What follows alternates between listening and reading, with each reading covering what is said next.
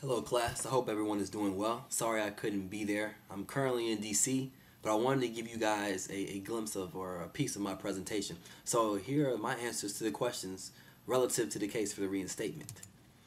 The SEC prompted the reinstatement for AIG. According to the SEC, on February 9th, 2006, the SEC states, it announced the filing and statement of charges that AIG committed securities fraud, part of a global resolution of federal and state actions under which AIG will pay in excess of $1.6 billion, let me repeat, $1.6 billion to resolve claims related to an improper accounting fraud. That's huge right there.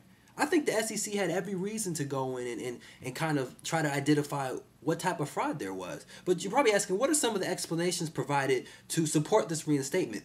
Well, here's one case. AIG had a transaction with General Re, or several transactions with General Re Corporation, which were designed to falsely inflate AIG's loss reserves by $500 million. That's $500 million. And this was in order to exceed analyst expectations. See, in class we talked about, earnings per share and how that reflects, investors' opinions on stocks and analysts' opinions.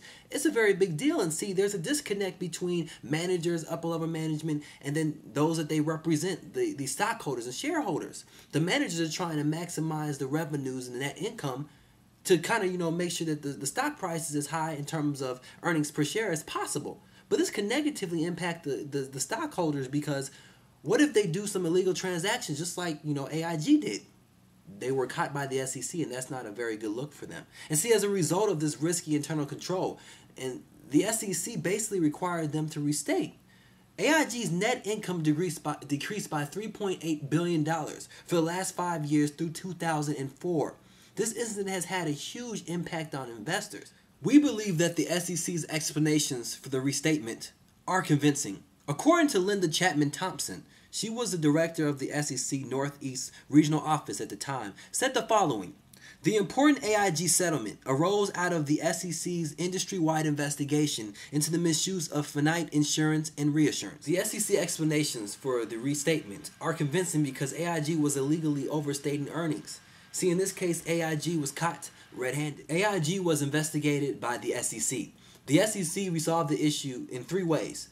First, it fined AIG and required them to pay a penalty of $800 million. Secondly, it required that the AIG firm restate its financial statements to reflect corrections in AIG's accounting system.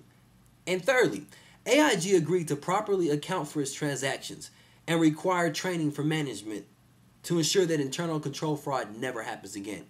As you can see, the SEC used AIG, for instance, as an example that this type of fraud should not be happening, and the SEC is going to ensure that it doesn't happen again.